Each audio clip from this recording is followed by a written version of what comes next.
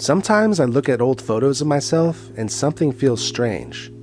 Not nostalgic, not sad, just strange. Because the person in those pictures doesn't feel like me anymore. Not completely. The face is the same, the memories are the same, but the mind behind them feels like someone I used to know, rather than someone I still am. And the older I get, the more I realize something unsettling. Most of us spend our early lives trying to become someone who doesn't actually exist. When you're young, you imagine your life like a story. You picture the future version of yourself, the successful version, the impressive version, the person who makes sense when the biography is written. But the truth is, most people aren't living their lives. They're trying to become a character, and I know this because I spent most of my life doing exactly that.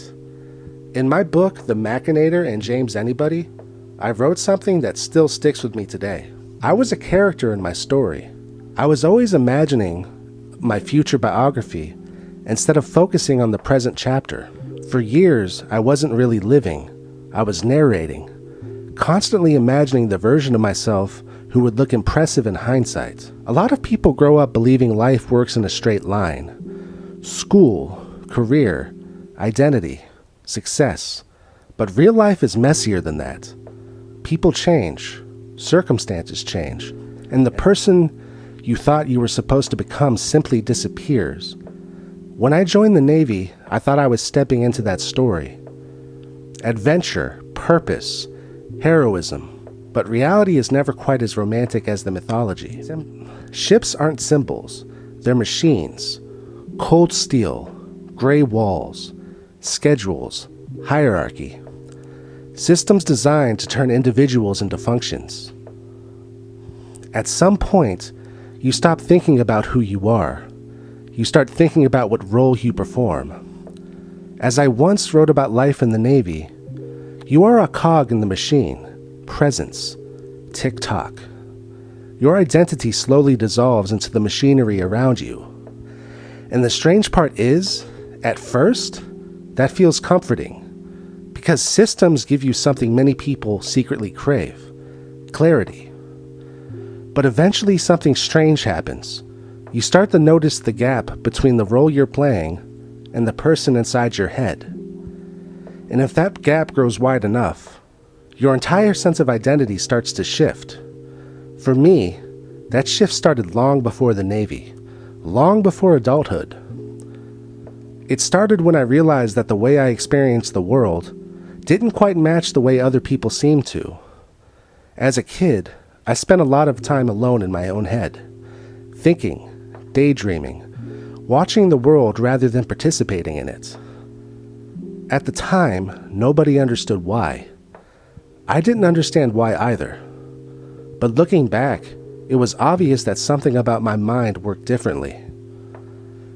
I eventually realized I had traits associated with autism spectrum disorder.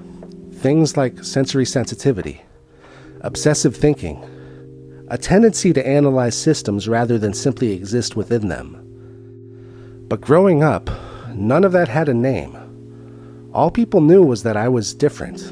And in social environments, being different carries a strange penalty. Something I wrote about very bluntly in my book. People can forgive almost any quality, except for being different. You can be arrogant, you can be selfish, you can even hurt people. But if people can't categorize you, if they can't fit you neatly into their understanding of normal, that's when suspicion begins. That's when people start to keep their distance. And when you spend enough time feeling like an outsider, you develop a strange ability. You become an observer. Instead of participating in life the way most people do, you start analyzing it, studying it, trying to understand the invisible rules that everyone else seems to instinctively follow, why people behave the way they do, why certain personalities succeed, why others fail, why groups form, why individuals get rejected. This mindset can feel isolating, but it also gives you a perspective that most people never develop, because when you stand outside of a system, you start to see the machinery inside of it. One of the biggest realizations I've had over the years is that identity is far more fluid than we pretend. As kids, we imitate our heroes, musicians, athletes, actors, characters from movies and video games. I did the same thing. At different points in my life, I wanted to be different people. Jonathan Davis, Eddie Vedder, Maynard James Keenan, Jim Morrison, and somewhere in the back of my mind, Cloud Strife. Because heroes feel simple. They have clear identities, clear rules, clear purpose. Real life doesn't work that way. Real identity is messy, contradictory, constantly evolving. And the older you get, the more you realize something strange. Every version of yourself eventually becomes someone you used to be. When I look back at my early 20s, the version of me wandering around bars in Japan, that guy feels like a completely different person. Not because he was worse, not because he was better, just different. Different fears, different motivations, different priorities. Back then, life felt like something I had to conquer. Now it feels more like something I'm observing, trying to understand, trying to interpret. And that shift is something a lot of creative people experience. Artists, writers, comedians, filmmakers.